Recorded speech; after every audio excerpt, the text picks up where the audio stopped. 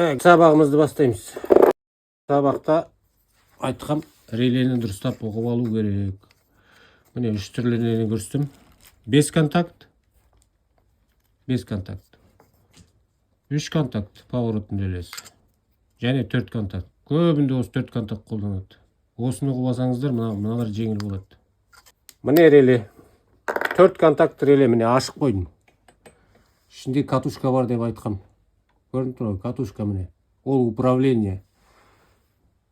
85 пен 86 управление. Мынау екеуі силовой. Т болып тұратын екеуі силовой. 30-87. 30-дан не кіреді? 87-тен сол шығады. Мына екі управление. Екеуі параллель тұр. Так, енді біз 85-ке минус беріп, мынаған плюс берсек, мына ішіндегі контакты қосылады. Шық деп. Контакты қосылады. Ол міне схемасын сыз қойдым. 85-86 мына екеуі. Катушка, бағанағы схемадағы катушка. Мына ішінде обмотка бар. Мынаған плюс, мынаған минус берсек, мына жерде магнитный поле пайда болады да, мына ішінде контакты бар. Міне көрінді ме? Міне контакты тұр. Сол контакт, мынау сол контакт міне. Мынау қосылады. Қосылған кезде 30-дан кірген плюс, например, 87-тен шығады плюс. Енді аз практикада көрсетем. Силовой, жаттап алыңыздар. Мына Т секілді болып тұрған силовой болады. Мына управление. Екі жақ управление. Қазір түсіндірем, практикада көрсетем. Мынандай штекері болады. Тығамыз. 30 міне қызыл провод. Бұған плюс береміз. Мынадан не кіреді? 87-тен сол шығады. 30-ға плюс береміз міне. 87. 87-міз міне. Мынадан 30-дан не тықтық? Сол шығу керек. Мынау 87. Арт жағынан қарасақ, міне тоже. 30, 87. Мынаны плюске жалғадым. Мынадан сол плюс шығады. Мына екеуіне управление берген кезде. Қазір управление береміз. Міне плюс 86-ға. Мынаны минусқа жалғадық 85-ті. Реле не істеді? Тықылдайды. Көрінсе міне. Контактылар жабысады. Енді біз туманкы жалғап жатырмыз деп ойлайық. Туманкының орнында, міне мынаны туманкы деп ойлайық. Бір жағы масса, бір жағы плюс жаңағы 87-тен шыққан. Массаға бердік. 87-міз қайда? 87-міз міне. Не 87? Енді 85-ке масса береміз. Көрдіңіз ба? Жанды. Через реле деген осы. 85 пен 86 разница жоқ. Управление бұлар. Түсінікті деп ойлаймын. Енді тағы бір түсіндіріп кетім. 4 контактный релеміз. Мынауымыз бұлай тұр ғой.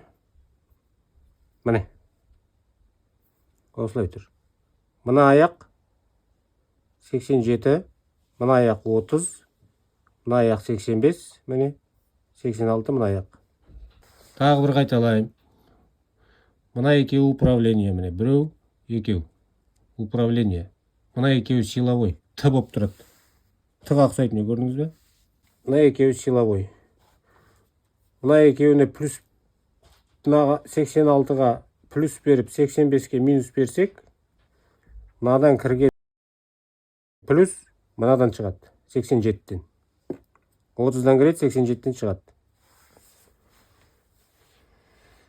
Так, енді мына схемада түсінікті деп ойлаймын. 85, 86, екеуі катушка.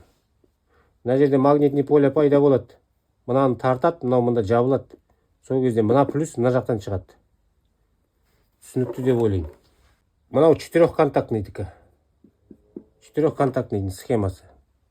Үйге сызбасаңыз болады өзіңізге. Дұрыстап оқып алыңыз. Мынаған 85-ке плюс беріп, 86-ға минус берсек, бәрібір істейді. Қосылады. Плюс-минус управленияға бәрібір қосыла береді. Схемада көрсетіп беремін мына жерде қалай жалғау керек екенін мына жерде көрсетіп кетейін. Қазір қайтадан бастайын. Мысалы бізге мына лампочканы жағу керек. Мынау лампочка деп есептейміз. Екі проводы бар. Бұны жағу үшін мынаны минусқа, мынаны плюске апару керек. Ортасынан кнопка қойсаңыз, күйіп кетеді кнопкаңыз. Сол үшін через реле. Мынаны вентилятор деп ойласаңыз да болады. Лампочка деп есептейік. Вентилятор, лампочка екеуі нагрузка деп есептеледі ғой. Мынаны біз массаға жалғаймыз. Мысалы, противотуманник деп есептейік мынаны.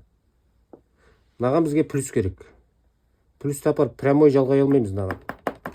Жалғаса ол постоянно жанып тұрады. Бізге кнопка керек еще. Бұған біз реле қоямыз. Квадратный реле. Мына жерге сызайын, көрінетін шығар. Квадратный реле. Мына реле. Тура осы реле. Мына жерде 30-шы аяқ. Жазып қойын 30 деп. Мына жерде 87. 30-дан силовой аяқтар. Міне, осылай тұрады. Силовой аяқтар. Жаттап алыңыздар. 85. 86. Мынаған бізге плюс керек. 80. Міне плюстен аламыз.